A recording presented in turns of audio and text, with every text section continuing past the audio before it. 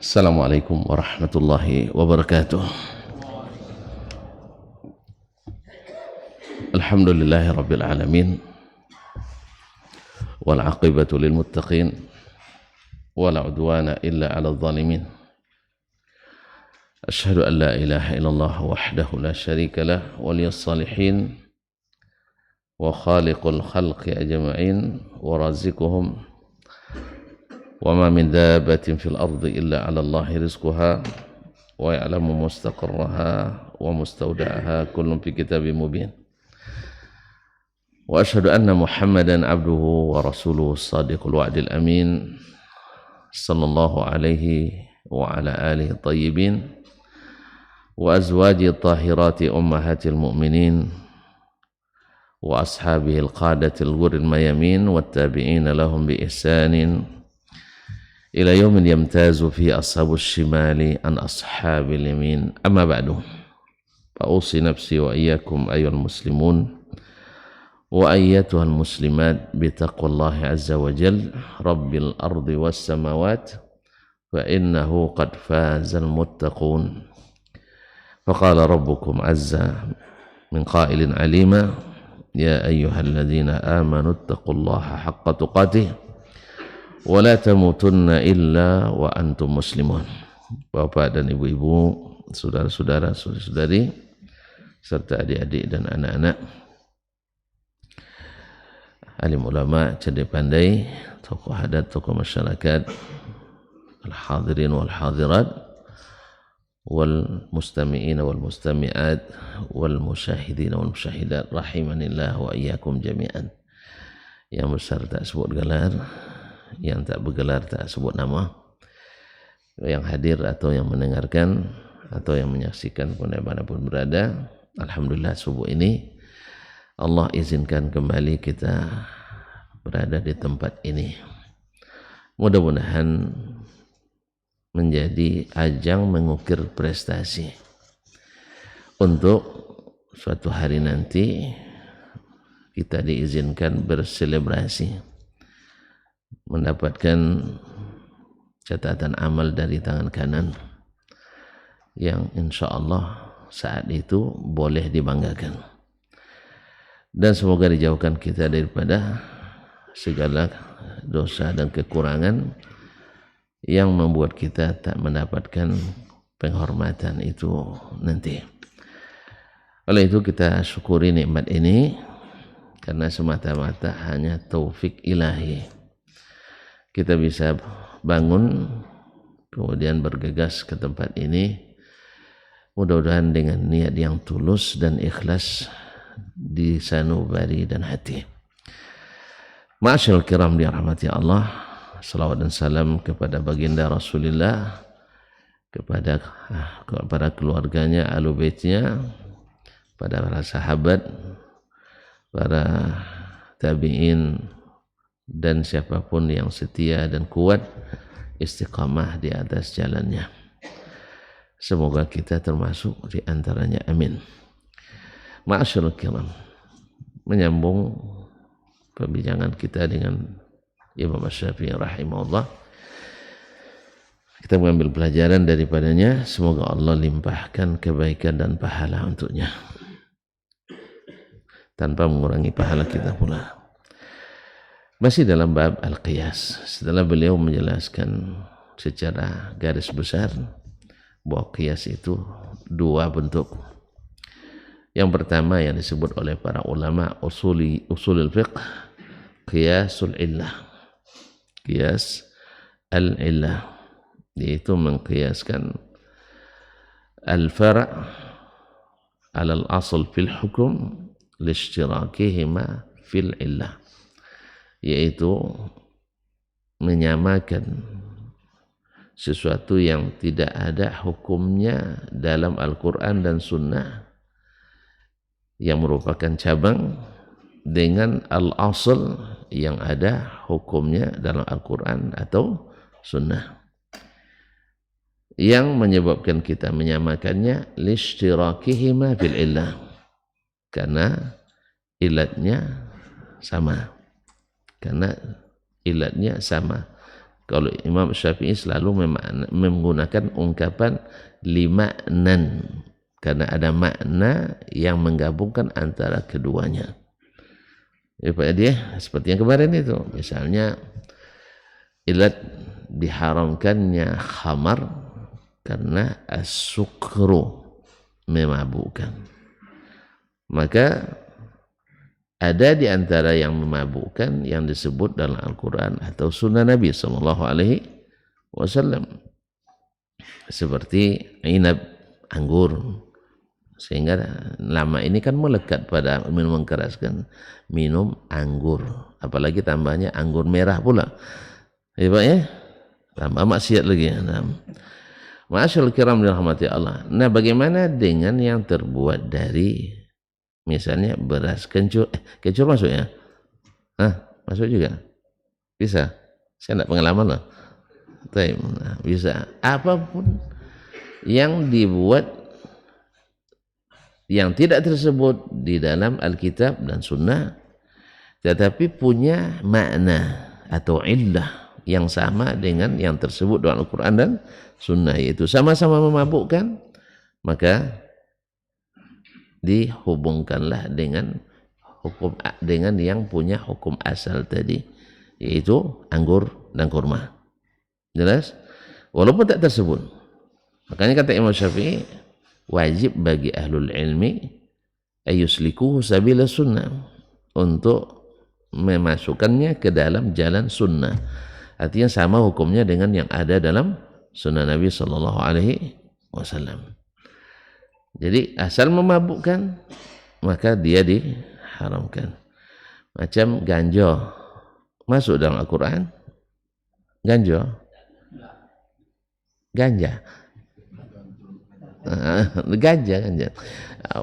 bahasa ganja dihapuskan supaya jangan kentara betul. Antum vulgar sekali sih ya. Ganja, dah jelas. Ganja. Ganja ada dalam Quran, tidak ada dalam Sunnah, ada. Nah, lalu haram apa halal? Orang Aceh bilang halal nih, bubunya. Nah, memabukkan, maka dia dihubungkan dengan khamar, bahkan lebih bahaya dari khamar. Kenapa? Lishtirakihima fil illah au fil makna.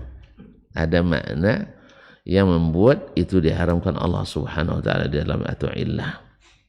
Nah, ini namanya qiyasul illah. Atau misalnya Allah Subhanahu wa taala ini tuh untuk yang mengharamkan, sekarang dihalalkan. Misalnya kita di rumah sering berinteraksi, bergaul dengan kucing. Nah, kucing diharamkan atau dihalalkan? Tapi bukan untuk dimakan ya Pak, ini untuk disentuh. Nah, tahir, suci, dihukum suci. Sampai sebagian ulama, tapi jangan diviralkan, indah. Nanti diviralkan pula. Sampai ada yang mengatakan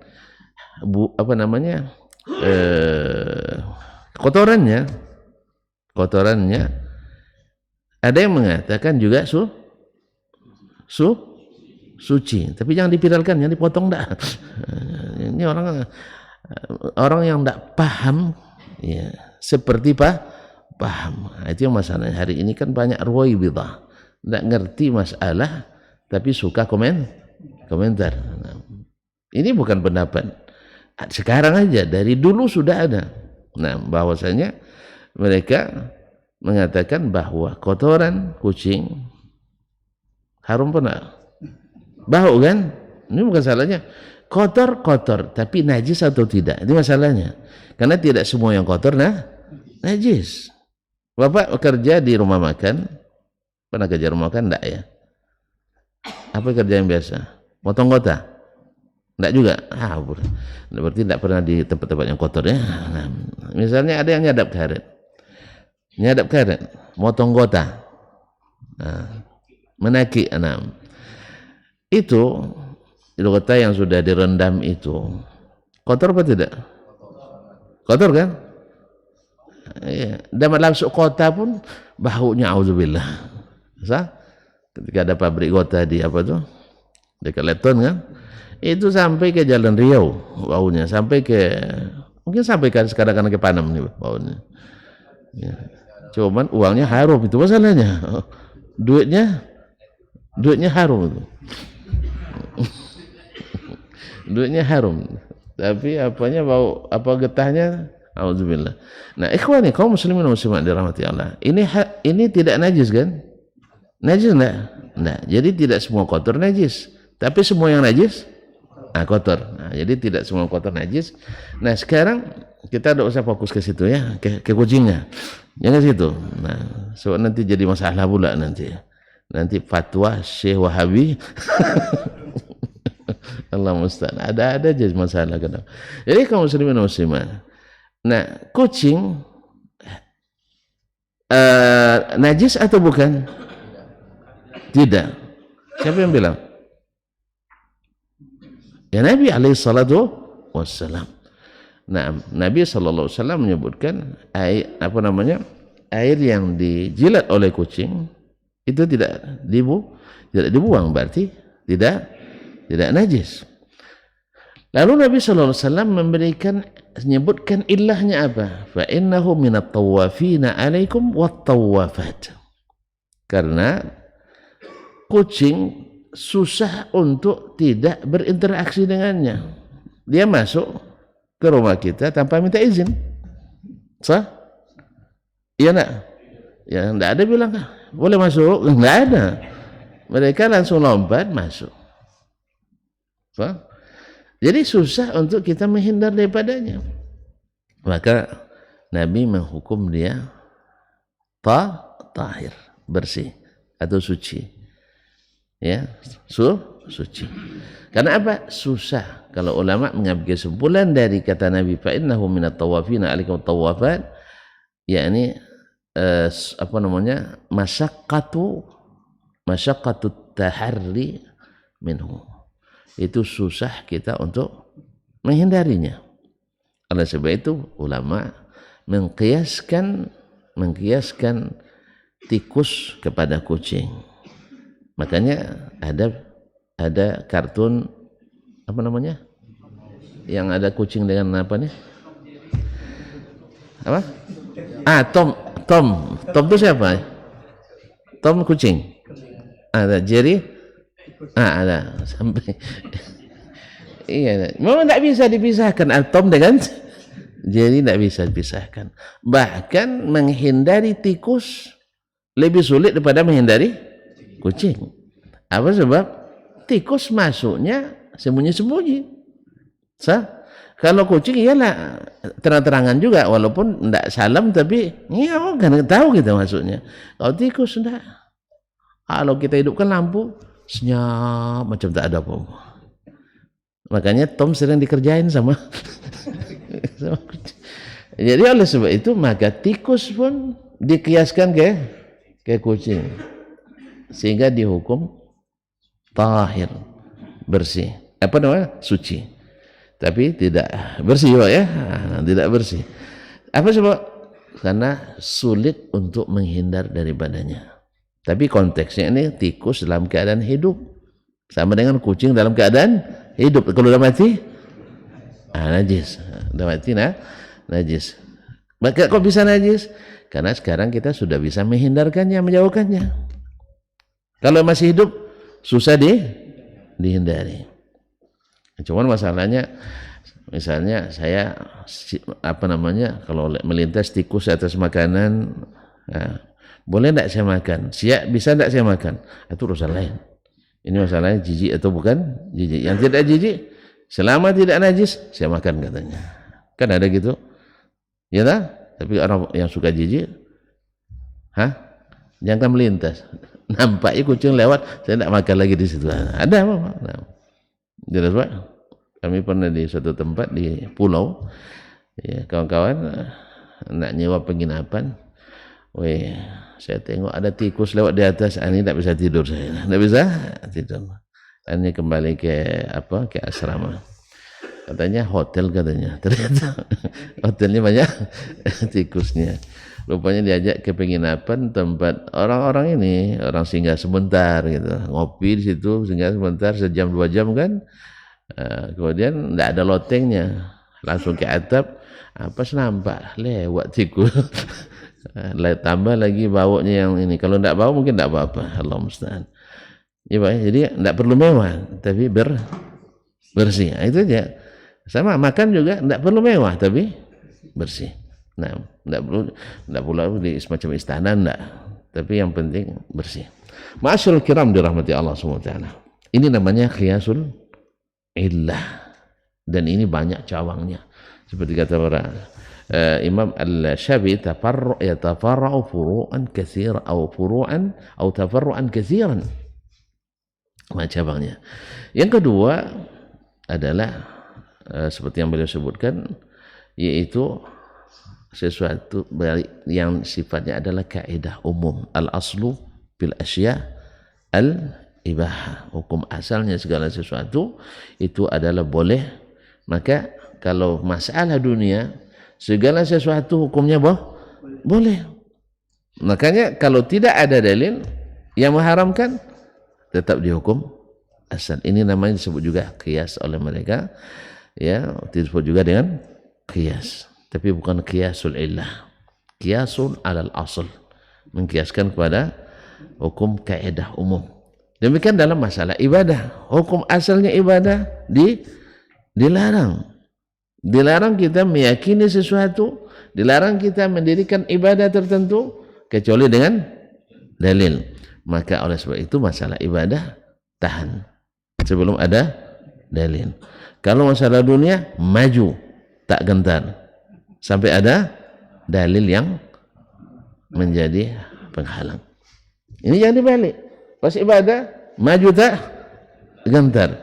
Pasti urusan dunia ditahan-tahan. Jelas? Kan ada sebagian orang, dia buatkan ibadah tertentu, dia maju tak gentar, berdalil tak berdalil, yang penting baik, yang penting ikhlas, gitu ya. Yang penting ikhlas karena Allah SWT.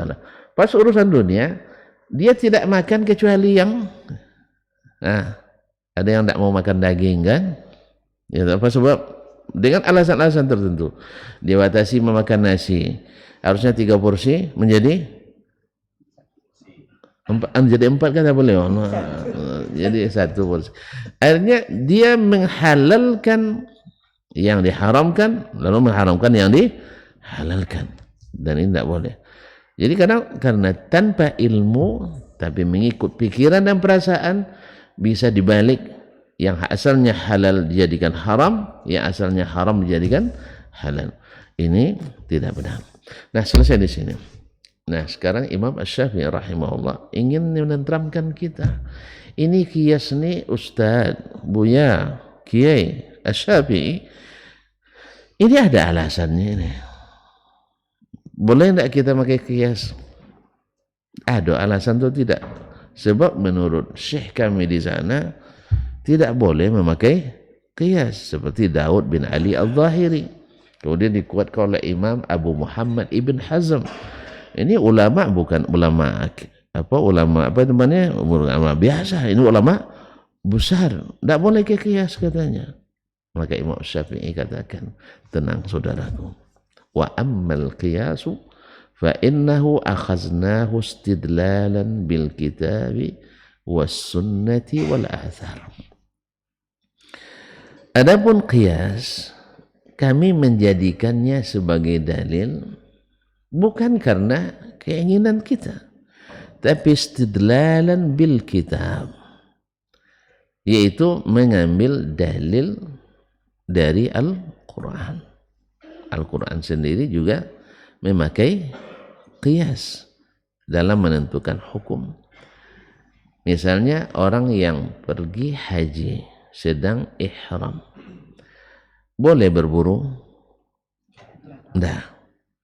Tapi dia tahu tidak boleh berburu, tapi kijang nari-nari pula depannya. Kan itu kan? Nampak kijang menari-nari. Awak dah lama tak makan daging kijang. Coba, dah berapa bang terakhir makan kijang bang? Hah? Apa, dah lama tak makan kijang? Sejak 2006 lagi. Hah? 2006. Tolong nggak yang tahu ada rumah makan Kijang, walaupun di si Kijang kita ajak bapak. Hah? Tolong bagi tahu pak, di mana ada orang jual daging Kijang? Pergi makan kita. Kapan? Masih ada di mana? Dekat durian runtuh. Woi, pas lah tuh. Yang dapat rezeki durian runtuh kita. Jadi kaum muslimin dan muslimat dirahmati Allah. Pas sedang umrah, sedang ihram, lewat Kijang. Jinak-jinak merpati pula. Iya. Biasanya kan lari dia kan, indah, melari depan kita. Akhirnya tergoda lah Ustaz dapatnya. Awak sejak 2006 tak makan Kijang. Akhirnya dimintanya ada yang bawa tombak atau bawa panah. Orang dulu kan tentu berjalan jauh bawa itu mereka penjaganya. Terus ada yang jaga-jaga karena dulu tidak seaman sekarang. Sekarang alhamdulillah antum berjalan dari ujung ke ujung di Jazirah Arab dengan berkat karunia Allah, taufik dari Allah, kemudian keamanan yang tercipta dengan penerapan syariat Islam di Arab Saudi hari ini, mereka menjadi negeri paling aman di dunia. Paling aman di dunia. Kalau dulu enggak. Kalau dulu subhanallah sempat di masa-masa khalifah aman. Kemudian di masa Bani Umayyah aman, tapi pas Syiah yang berkuasa tidak aman. Pernah juga dikuasai Masjidil Haram oleh orang Syiah. Yang cukup lama juga, sekitar 30 tahun. Mereka angkut Hajar Aswad ke Aqsa. Kemudian mereka pernah membunuh jemaah haji dari kalangan Ahlussunnah di dalam Masjidil Haram sedang ihram, 35.000 orang. Dan bangkainya atau mayat-mayatnya dilempar ke sumur Zam-Zam. Makanya mereka ini yang berbuat, Wahabi yang dapat tuduhan. Itulah. Padahal jauh sebelum Wahabi inilah lahir. Nah, Syiah juga yang menggambar-gemburkan itu. Syiah yang kerjasama sama Yahudi, Wahabi juga yang tertuduh. Iya, di Teheran itu ada wilayah-wilayah yang disebut dengan, kalau kita kan istilahnya kampung Melayu, kan kampung Cina, itu pecinaan dan sebagainya. Di Teheran ada kampung Yahudi. Nah, Masjid Al-Sunnah di sana payah dibuat, tapi kalau sinagog Yahudi bebas dibuat. Lalu yang dituduh punya hubungan kerjasama Wahabi juga. Sayangnya yang tidak melek sedikit pun, kebanyakan walaupun akademisi tapi tidak tahu sejarah. Takicuh dinan tarang. Bagi cerdas. Cerdas kita tidak pungkiri. Alhamdulillah kita diciptakan Allah dengan kecerdasan. Pada umumnya kita cerdas. Cuman ilmu kurang. Karena ilmu tak ada. Lalu pergi ke luar negeri, belajar di kamar orientalis.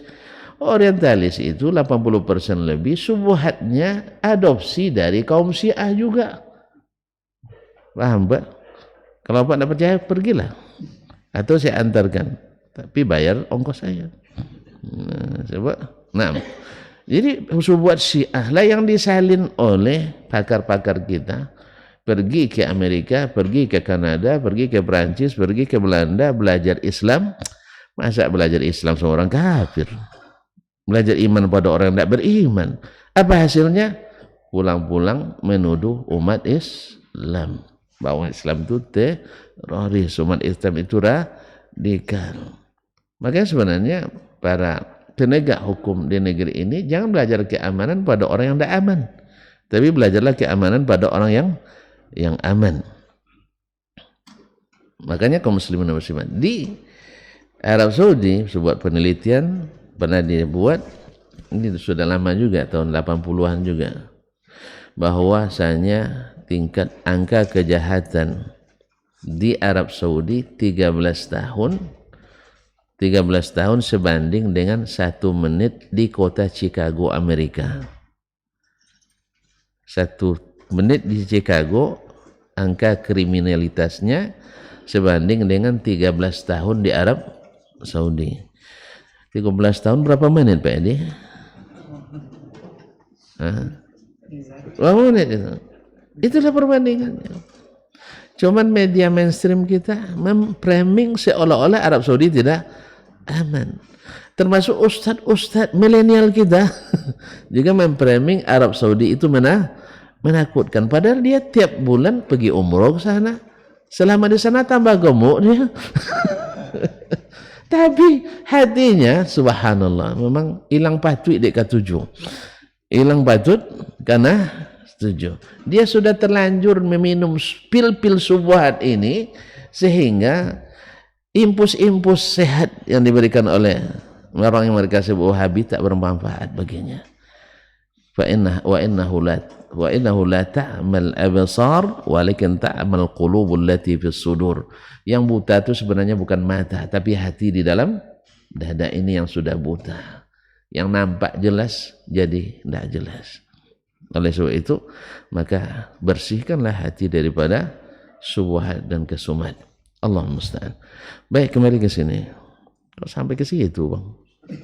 Gara-gara kias. Gara-gara kias. Allah musta'an. Maka Imam Syafi'i katakan wa ammal qiyasu fa innama akhaznahu istidlalan bil kitabi was sunnati wal athar. Kita berkias ini karena mengambil dalil gara-gara kijang tadi emang ya. Kijang masalahnya. Jadi kijang itu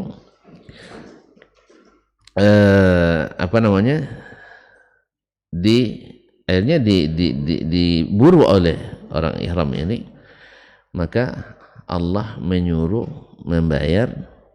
menyembelih hewan yang sepadan mithla ma qatala minan na'am, yaitu dia membayar dari hewan ternak yang besarnya dikiaskan kepada kijang tadi. Berarti berlaku kias dalam Quran? Berlaku kias dalam Quran? Ya berlaku. Dan banyak masalah yang di dalamnya terdapat dalam Al-Quran kias.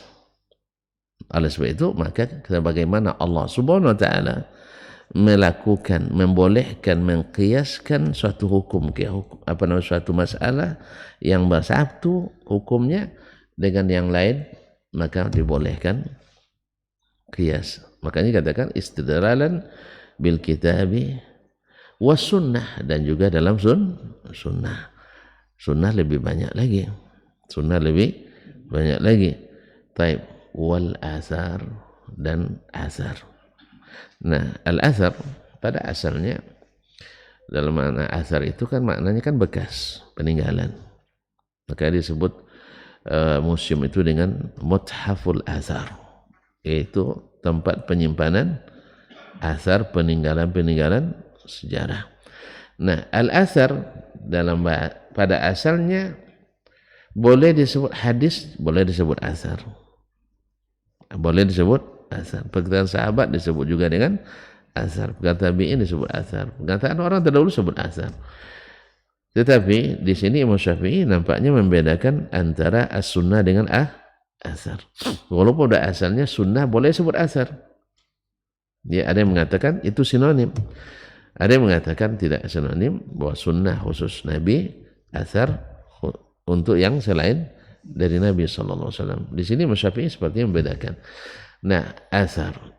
Sebagaimana juga Nabi SAW melakukan qiyas, sahabat-sahabat juga melakukan qiyas, dan seterusnya para ulama. Jadi dalil kita Al-Quran, sunnah, dan athar. Nah, wa amma an nukhalifa hadithan an Rasulillah sallallahu alaihi wasallam thabitan anhu fa arju an la yu'khadha dhalika alaina insyaallah. Adapun kalau sengaja menyalahi sunnah yang sahih dari Nabi sallallahu alaihi wasallam, ini saya harap takkan pernah terdapat pada kami insyaallah taala. Artinya Imam Syafi'i ingin mengatakan ulama takkan mungkin sengaja menyalahi sunnah Nabi alaihi salatu wassalam. Kalau sengaja dia menyalahi sunnah berarti belum masuk barisan ulama. Walaupun ilmunya banyak berarti tidak punya. Makanya kan banyak pemikir sekarang seperti ulama kan. Ya banyak ulama juga ngikut-ngikut cara pemikir. Nah, enggak. Ini yang ulama yang disebut oleh Allah innama yakhshallaha min ibadihil ulama, yang takut pada Allah takkan mungkin sengaja menyalahi sunnah Nabi sallallahu alaihi wasallam. Tapi kalau ada yang tidak takut pada Allah, seperti kata Imam Ibn Rajab, kalau orang-orang yang tidak takut walaupun ilmunya setinggi langit tapi tidak takut pada Allah, tidak mengamalkan perintah Allah dan tidak menghiraukan larangan Allah dan Rasul SAW, ini tidak masuk dalam ulama yang dimaksud dalam istilah kita. Nah, walaupun ilmunya setinggi langit. Nah, wa amma an-nukhalif, kalau nak sebut ulama juga disebut dengan ulama as-su. Ulama as-su, ulama as-su semua dilakukannya. Ya, kalau ulama as-su semua dilakukannya. Nah, dulu Ahmad bin Abi Du'ad, ulama besar kaum Mu'tazilah, ya, berhasil menjadi Mahkamah Agung, ketua Mahkamah Agung di masa Bani Abbasiyah, sehingga dia menjadi pembisik yang membusukkan khalifah, menjadi pembisik yang membusukkan para khalifah. Akhirnya banyak ulama-ulama sunnah dituduh sebagai penebar bid'ah. Rupanya ahli bid'ah itu juga pandai membid'ahkan orang. Padahal kampanyenya jangan suka membid'ahkan. Tapi suka ternyata bila berkuasa juga membid'ahkan orang. Makanya para ahli bid'ah dan hawa itu, kenapa mereka suka memfitnah ahli sunnah? Kalau berkuasa nanti kita akan diinikannya, kan bahasanya luar biasa, dibantainya. Kenapa mereka? Karena mereka kalau berkuasa memang seperti itu. Mereka bila berkuasa sampai ke pusat kekuasaan memang seperti itu.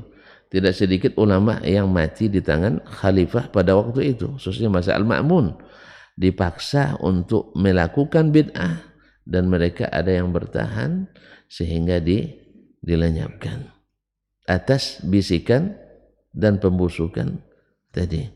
Sehingga karena Mahkamah Agungnya waktu itu Ahmad bin Abi Du'ad Al-Mu'tazili, sebagian besar hakim-hakim yang ditunjuk, ya, kepala ke pengadilan tingginya dan pengadilan negerinya, itu istilahnya ya sekarang. Dulu hakim di misalnya di wilayah Irak ini, hakim di Syam ini, di Hijaz ini, di Mesir ini ditunjuk oleh siapa? Oleh Al-Mu'tazili tadi, kelompok Mu'tazilah tadi, sehingga sebagian besar hakimnya dari kalangan Mu'tazilah. Dan ada sedikit yang apa istilahnya, tidak Mu'tazilah tapi terpaksa ikut-ikut gaya Mu'tazilah. Macam sekarang banyak juga ulama yang sebenarnya dia bukan aslinya bukan ini, tapi mirip-mirip dengan, ya, karena ada kepentingan. Ya, jabatan itu manis kawan. Ya, jabatan itu manis, meninggalkannya kamu takkan sanggup, berat. Ya, takkan sanggup, sehingga mereka pun menyesuaikan dan beradaptasi. Musuhi Ahmad bin Hanbal dan kawan-kawan, dimusuhinya pula. Apa sebab? Ingin naik pangkat. Dia tahu itu Ahmad adalah orang yang jujur. Dia tahu Ahmad adalah ahli sunnah. Dia tahu Imam Ahmad adalah orang yang paling alim dengan sunnah di masa itu, yang paling zuhud, yang tidak pernah bersaing dalam masalah dia. Dia tahu itu, di hati kecilnya tahu. Tapi apa sebab? Kalau saya tidak musuhi dia, karir saya tamat. Jadi banyak orang gara-gara itu rusak, persaudaraan rusak gara-gara mengejar dunia.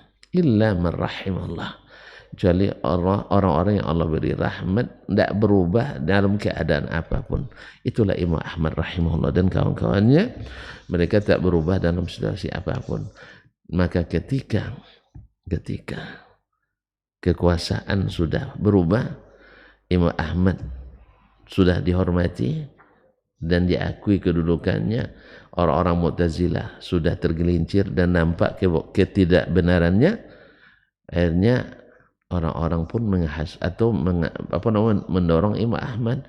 Sekarang Imam kemarin kan sering di penjara, masukkan pula orang-orang tuh, itu kan. Imam Ahmad katakan tidak, kita berdakwah ini bukan untuk berbalas dendam, kita berdakwah itu bukan untuk menyusahkan orang, berdakwah itu supaya orang dapat hidayah. Maka ketika Ahmad bin Abi Du'ad yang dulu menjadi musuh bebuyutan, bukan Imam Ahmad musuhi, dia yang memusuhi Imam Ahmad, tapi yang tertuduh Imam Ahmad juga, kayak tadi juga Syiah yang berbuat, Wahabi juga yang tertuduh. Allah musta'an. Teroris yang berbuat, Wahabi juga yang tertuduh. Oleh itu kaum muslimin dan muslimat dirahmatillah, datanglah sebagian muridnya, buya, dah bungkak Ahmad bin Abi Du'ad itu kan. Kan maklum lah, murid-murid kan biasa, murid-murid itu biasa kan. Makanya murid-murid itu kan ibaratnya kopral itu mah harus gagah-gagah gitu. Tapi kalau jenderal masih kayak kopral gayanya, itu yang masalah. Ya, maka Imam Ahmad bilang, wayhak katanya, kenapa kamu begitu gembira dan euforia? Kamu justru harus sedih karena dia meninggal dalam kesesatannya. Kenapa harus bergembira? Nah, jadi Imam Ahmad rahimahullah itu tidak bergembira, justru dia kasihan kenapa dia meninggal dalam keadaan belum bertobat dari dosa-dosanya. Makanya Nabi Imam Ahmad melarang muridnya bergembira. Ini kan kita sebagian kita hari ini subhanallah sampai berdebat pula, boleh tak doakan si fulan ya Ustaz katanya. Ya Allah, saya tanya, dia muslim atau tidak? Muslim atau tidak? Tidak muslim nih, anda muslim jangan doakan. Hah? Iya, yang meninggal tuh ulama besar, ya, tapi tidak sepaham dengan kita ada banyak hal. Aku katakan, boleh tidak mendoakannya? Ya Allah, saya bilang dia muslim atau tidak? Muslim. Kenapa? Boleh tidak mendoakan orang Islam? Tidak boleh. Ya Pak Edi, ini berubah kaji nampaknya. Mendoakan orang Islam boleh apa tidak? Alhamdulillah. Yang tidak boleh itu mendoakan orang yang mati dalam keadaan tidak Islam. Nah, orang Islam mati, ya kita doakan. Nah, soal dia tersesat, dia tersilap, kalau antum tidak bisa mintakan ampunan untuknya, minimal jangan mengungkit-ungkit kesalahan, jadi ada selesai. Maka ucapkan alhamdulillah saya tidak terlibat di dalamnya. Apalagi orang yang punya kontribusi luar biasa bagi dunia Islam yang diakui oleh banyak orang. Banyak orang dapat hidayah dengan apanya, dengan dakwahnya. Ini masalah lagi sekarang ini, masya Allah. Orang kita ini mau suka berbantah, juga bantah. Ya, orang perhelatan Piala Dunia di mana? Di Qatar. Tidak kaf ya qaf, bukan kotor. Nah di Qatar. Nah, kalau orang kita bilang Qatar ya, biar tidak kotor ya, Qatar. Nah di Qatar. Nah, pertanyaan saya, mungkin tidak misalnya Indonesia jadi tuan rumah? Tidak.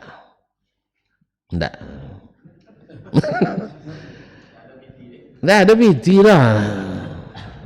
Tak tahu biayanya. Hanya lebih kurang 3.500 triliun. Tuh, APBN kita berapa? Jadi sebab itu untuk saat ini jangan mimpi dulu. Itu yang pertama. Kecuali ada yang nyumbang. Kita bawa nanti kotak-kotak infak ke seluruh dunia. Nah, itu baru bisa. Untuk sekarang tidak bisa, belum. Sabar dulu ya. Sabar dulu. Yang kedua, kita belum pernah lulus kualifikasi, tidak akan juga. Tapi kalau sempat misalnya ada yang berbaik hati FIFA sama kita, Indonesia dah lama tidak dapat ya dikasih misalnya. Bisa tidak tuan-tuan menolak? Bisa tidak? Jelas tak bisa.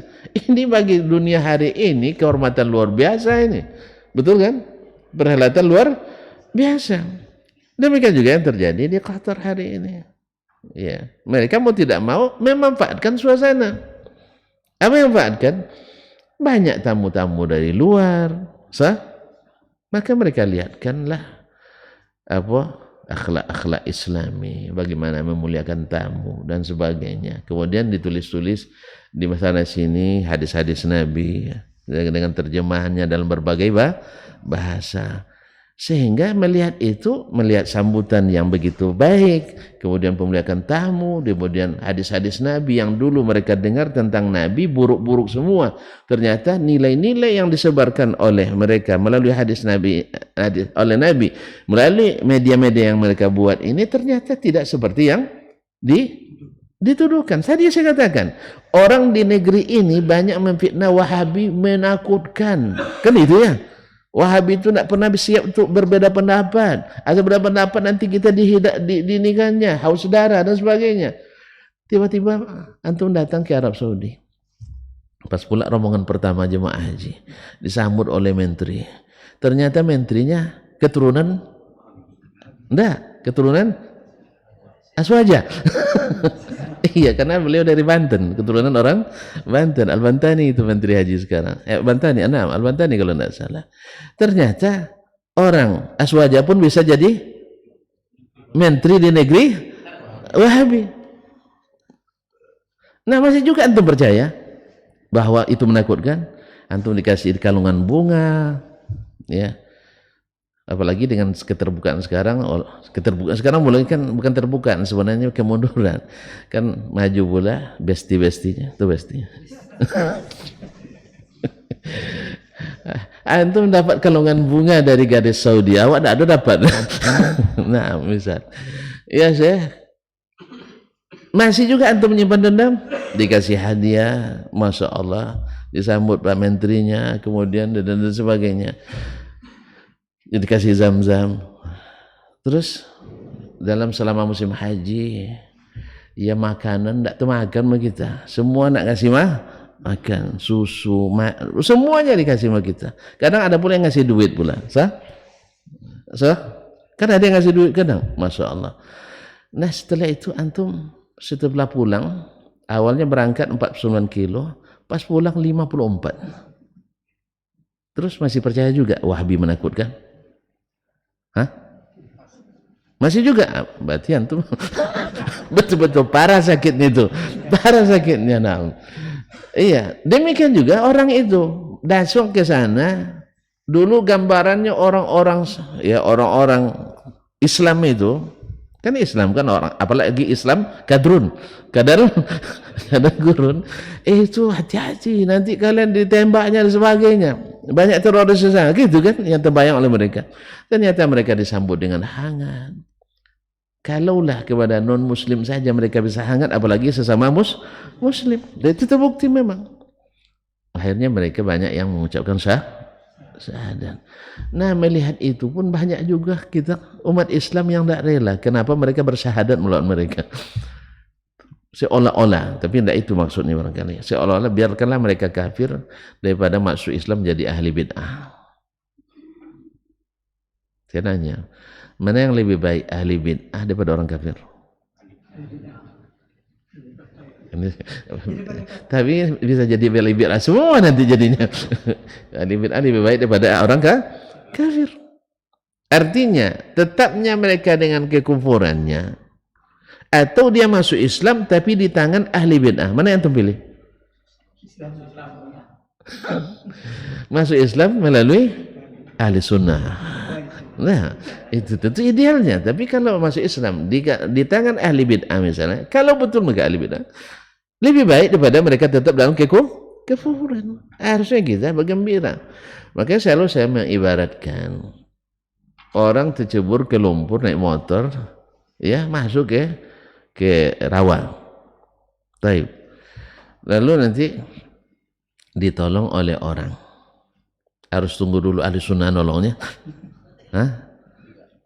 Ditolong oleh orang, lalu dibasuh motornya, ya karena apa? Karena yang ada di situ hanya air parit, air rawa. Antum bilang jangan dibasuh dulu gitu, bawa aja begini, dipikul sampai ke dalam kota dulu, sampai air bersih. Basuh aja dengan air yang ada dulu, Bayar dulu dengan air yang ada dulu. Nanti lama-lama ketemu air bersih pasti dia bersihkan lagi. Sama. Berapa banyak orang dapat hidayah tidak langsung mendapatkan yang bersih. Awalnya dia maaf pemabuk. Awalnya tidak pernah sholat, tidak pernah ke masjid. Bertemu dengan dai yang antum bilang ahli bid'ah tadi. Akhirnya dia mulai sholat. Dan mulai rajin dengar pengajian. Tak tersalah langkah masuk ke Masjid Zaid bin Sabit. Dengar pengajian Imam Syafi'i. Dia dengar sebelumnya Imam Syafi'i itu hebat, tapi yang ngaji langsung ke mazhab Syafi'i, ke Imam Syafi'i belum ada dia temukan. Ini baru Imam Syafi'i. Akhirnya dia tertarik. Antum larangnya seperti itu. Macam tidak pernah kayak gitu aja antum. Makanya kadzalika kunna min qablu famanallahu alaina. Dulu kita juga seperti itu, lalu Allah berikan karunia, maka syukuri yang ada dulu. Nanti kalau antum punya kesempatan, jemput mereka. Berapa orang Islam kemarin di Qatar? 800 orang, antum belikan tiketnya, bawa ke Masjid Zaid bin misalnya. Jangan kor-kor di sini. Lebih baik mereka ahli bid'ah masuk Islam. Untuk apa mereka masuk Islam? Menambah kesesatan umat Islam. Ya, umat Islam tersesat. Insya Allah selama tidak kesesatan yang mengeluarkannya dari Islam, baliknya kemana? Ke surga lagi. Tapi orang kafir sebaik apapun tetap neraka. Apakah antum lebih senang tetap dalam kekufuran? Ini yang auzubillah jadi perdebatan juga hangat di dunia internasional, tapi tidak sampai ke Zaid bin Sabit. Alhamdulillah. Mungkin saya pula yang salah sebut ini, astagfirullah. Jadi kaum muslimin dan muslimat dirahmati Allah. La ilah, nyesal saya jadinya bang. Ya karena memang kita kadang kena sindrom ini juga kadang. Daripada ngaji sama dia, tidak usah ngaji. Kan itu kadang. Orang belum sempat nak ngaji lagi, tiba-tiba dilarang ngaji. Kaum muslimin dan muslimat, dia berbuat maksiat plus bid'ah, lebih baik dia tobat, tinggalkan maksiat tapi dalam bid'ah. Kan berkurang tuh. Berkurang. Nah nanti antum punya kepentingan untuk meluruskannya, dakwahi lagi.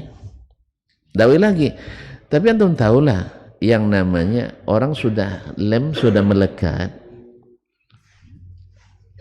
Pak, ada gambar di ini, Bapak nak ganti dengan gambar lain atau nak tempel tempat lain. Gimana caranya? Tarik. Ditarik kuat. Tarik kuat. Bisa robek gambarnya. Sah? Awak nak perbaiki tapi akhirnya robek. Makanya pakai si halus-halus jangan. Paham tak? Ini enggak guru angdo sasik runyanya. Siapa yang rela bilang gurunya sesat? Antum enggak perlu menyesatkan gurunya dulu.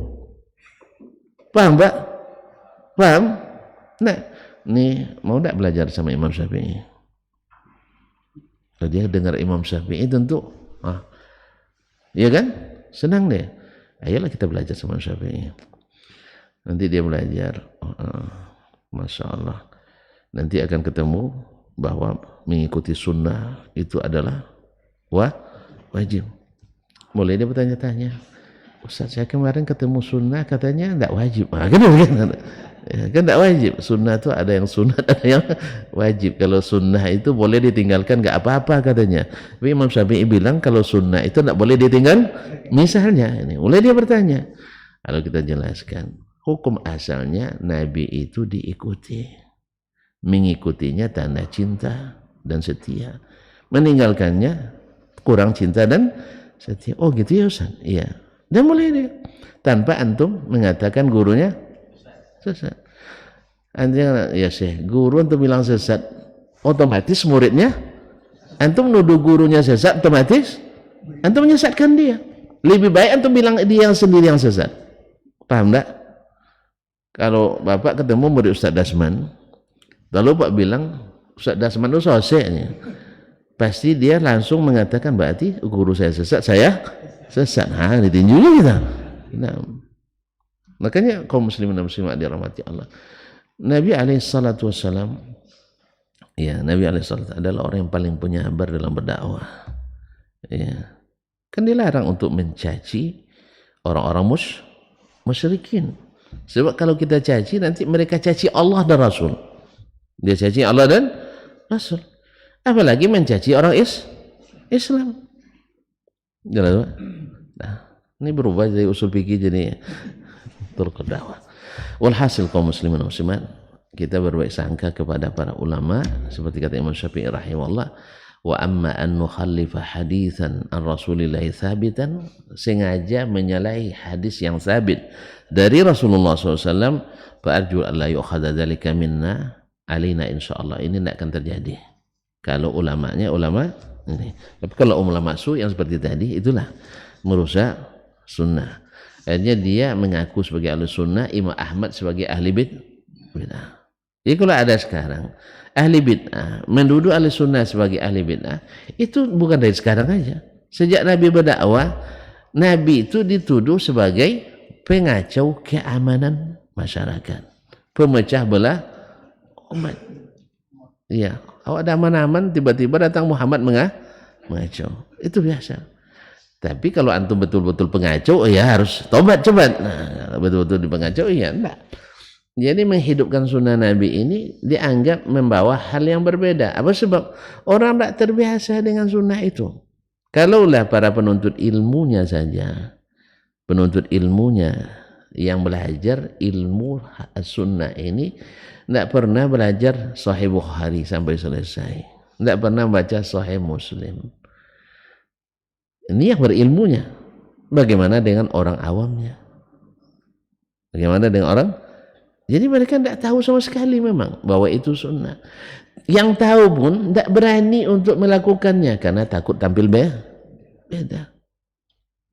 Nah, nanti dicari dalil lagi buat tampil beda itu, sampai ada yang mengatakan bersatu di atas bid'ah lebih baik pada bercerai-berai di atas sunnah. Ya Allah ya Rabbi. Ini keedah orang yang kewalahan. Keedah orang yang kewalahan, tidak punya jurusnya satu aja. Ya, jurusnya hasil itu menyatukan umat. Dia tidak tahu cara menyatukan umat itu. Jadi bersatu di atas bid'ah lebih baik pada bercerai di atas sunnah. Subhanallah. Ini gimana ya kaum muslimin? Orang yang menyerah pada keadaan. Tidak ada yang namanya sunnah itu mencerai-beraikan. Nabi SAW ketika menyebut umat akan bercerai-berai, apa nasihatnya? Alaikum bisunnati, ikuti sunnahku.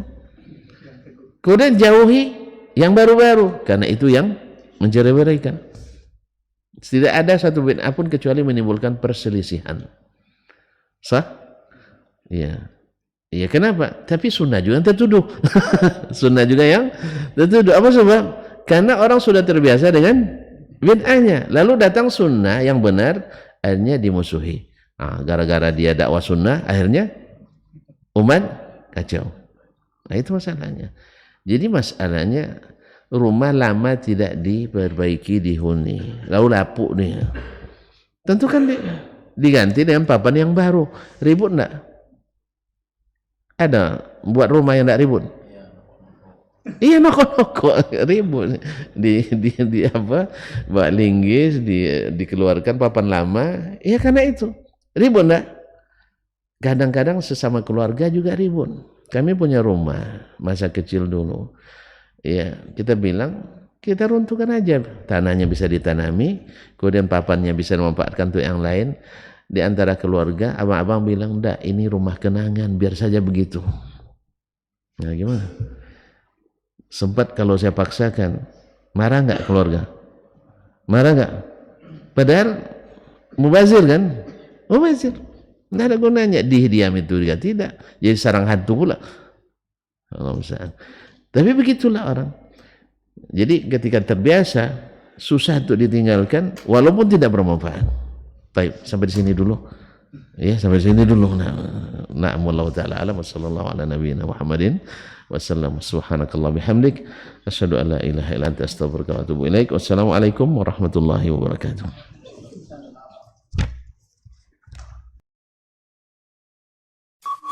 Dr. Dasman Yaya Ma'ali LCMA Hafizahullah. Dr. Helmi Basri LCMA Hafizahullah, Dr. Hidayatullah Ismail LCMA Hafizahullah,